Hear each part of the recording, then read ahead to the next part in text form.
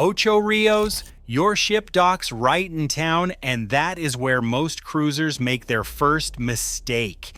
They assume because the pier is central, everything is walkable. It is not. Dunn's River Falls, the one thing everyone wants to do, needs transport, a plan, and the right timing. Get that wrong and you are in a taxi queue at noon with half your day gone. By the end of this, you will know exactly what to do, what to skip, and how to make the most of your hours in port. Welcome to Travel Day Trip Ideas. We're about to break down what to do, what to skip, and whether to DIY or take a tour. If that helps, hit subscribe. It really helps us grow. Let's jump in. Step off the gangway and you're right on the Ocho Rios pier. And you'll hear taxi drivers calling out before you even clear the security gate. Ignore the shouts and keep your wallet in your pocket.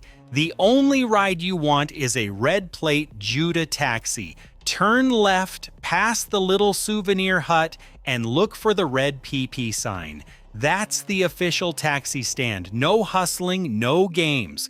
We always walk straight up, say good morning, and ask for the flat rate to Dunn's River Falls or wherever you're headed. For two people, $20 to $22 round trip is the real number. If you're quoted more, just smile and repeat the price. The driver will usually agree, especially if you say you'll pay cash in US dollars. If you've got a stroller or need help with a wheelchair, ask right away. Most cars can handle it, but it's better to check now than get stuck later. The line moves fast, 3 minutes at 8 a.m., maybe 5 if you're later. The driver will write out a receipt by hand. Before you hop in, confirm the return pickup time. I always say, we'll be back at 2. Can you wait? That locks it in and saves you from scrambling for a ride on the way back. If you're traveling as a group, use the fare script. Can you lock in $32 round trip for 4 of us with a 15-minute buffer for our return? Clear, simple, no surprises. Skip the guys waving you over to side lots or offering special tours. Those are usually unlicensed and can cost you double or worse, your peace of mind. Stick with the red plates, get your price, and you're on the road in minutes. That's how you start the day right and keep the rest of your schedule on track. At the taxi stand, a decision waits: independence or convenience. The do-it-yourself approach offers full control, lets you set your own pace, linger where you like, and follow your curiosity. A spontaneous stop for jerk chicken at Island Village can slip into the day, drawn by the scent of smoke. But with freedom comes responsibility. Every minute counts, and the schedule is yours alone to manage. Watching the clock, arranging your return, and gauging lines at the falls become part of the experience. A guided tour, by contrast, trades flexibility for certainty. The cost is higher, but the details are handled, including transport, entry fees, and even water shoes if you choose the right package. The guide keeps the group on track, and there is comfort in knowing you will not miss your ship. Relief is visible when guests spot their guide sign at the falls exit, the logistics already solved. Numbers are clear. A do-it-yourself taxi to Dunn's River Falls costs about $20 to $22 round trip for 2 people, plus $8 each for entry and $5 for water shoes, totaling $33 to $35 per person. A basic guided tour runs $21 to $25 with less freedom to linger. Combo tours with Mystic Mountain or the Blue Hole start at $46. The day's anchor is Dunn's River Falls. Set it as your first stop and the rest of your plan falls into place. Arrival at Dunn's River Falls is all business. The taxi drops us at the gate and we head straight to the ticket window, $8, wristband on. Water shoes are non-negotiable. The limestone is slick and staff check for proper footwear. Rentals cost $5 at the kiosk just past the booth. They are basic but grip well enough for the climb. We double-check the fit, stash dry clothes and valuables in a locker for a couple of dollars, and clip the key to a waistband. The line for the climb starts beside the lockers. Before 10:30, the wait is short, and after that it doubles. Guides sort groups of about 15, give a quick safety talk, then lead everyone down. Cold water hits first, clear, fast, and a shock to the system. The climb takes about 20 minutes, moving from pool to pool, steadying yourself on rocks or a guide's hand. At the top, the view stretches to the Caribbean.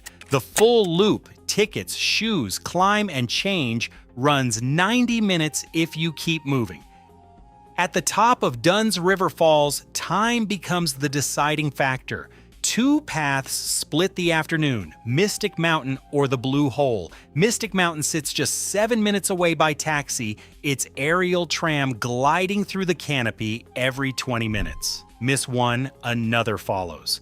The tram ride takes 15 minutes, and if you add the bobsled or a quick cafe stop, the visit stretches to 90 minutes or 2 hours. Taxis return to port in under 15 minutes, with drivers accustomed to cruise schedules and building in a buffer for all aboard times. The Blue Hole demands more, a 30-minute drive each way along winding roads, sometimes longer if traffic clogs near the pier. Once there, a 90-minute circuit of swimming, climbing, and leaping into deep pools awaits. The adventure is raw, less predictable, and the return window is tight. By 3 o'clock, it is time to head back if the ship leaves at 5 o'clock.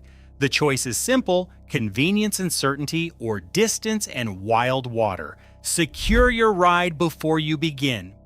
By 11 in the morning, the whole mood at Dunn's River Falls changes. The line at the base doubles. You see big groups in matching shirts, guides holding up flags, and the ticket window buzzing with new arrivals.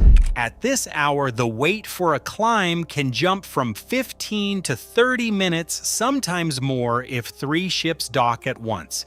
That is when you hear people groan as the group ahead gets called and they still have not moved. I've stood in that crowd watching the digital board tick up the estimated wait. It's a long stretch on wet concrete, shoes in hand, and you start to wonder if you'll even make it back for lunch. But if you started early, if you hit the gate before the surge, you're already halfway up the limestone.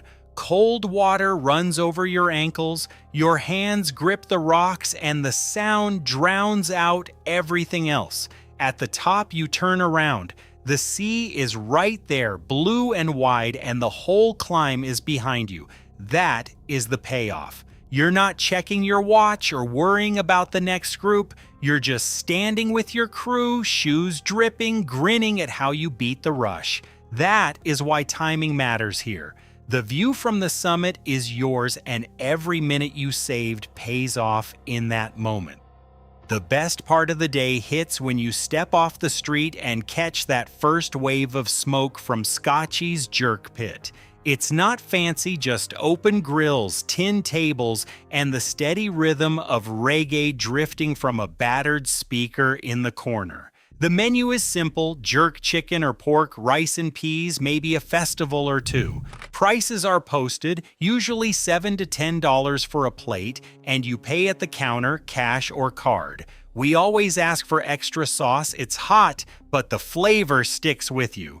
While we wait, the cook flips chicken with a machete and the air smells like pimento wood and pepper. Reggae isn't just background music here. St. Anne is where Bob Marley was born, and you feel it in every track that plays. Lunch at Scotchies isn't just about food, it's a reset. You sit, you eat, you soak up the music, and suddenly the day feels wide open again. Budget calls the shots for almost everyone on port day. If you want full control, the do-it-yourself route runs about $25 to $35 per person for a round-trip taxi, entry ticket, and water shoes. That's if you're splitting a cab and sticking to Dunn's River Falls. Add a second stop or a private ride and it climbs fast, $40 or more. Guided tours look pricier at first, usually $40 to $50, but they bundle in entry fees, shoes, and a guide who keeps the clock. The first trigger is comfort. If you get nervous about time or missing the ship, a tour is worth the extra. The second trigger is group size. If you are 4 or more, do-it-yourself can save you real money. We've stood at the taxi stand counting bills and weighing the risk. Decide what matters more, certainty or savings. Once you pick your lane, check the return time, lock in your fare, and keep a backup plan in your pocket.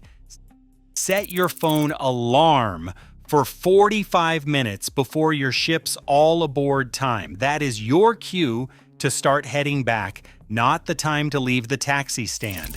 Give yourself at least a 30-minute buffer at the pier. Traffic can snarl up, and the walk from the gate to the gangway always takes longer than you think. I always tell my driver that we need to be back at the port by 3, no exceptions. That keeps things tight. If you are booking anything through our links below, thanks. It helps us keep these guides real. Leave a comment with your own Ocho Rios tips or questions. The best port days always start with a plan and end with you waving from the deck, not sprinting for the gangway. Thanks for watching. If you want a little help making the day smoother, we've linked our recommended local tours in the description below. And the next cruise port guide is on screen. Click that and let's plan your next stop.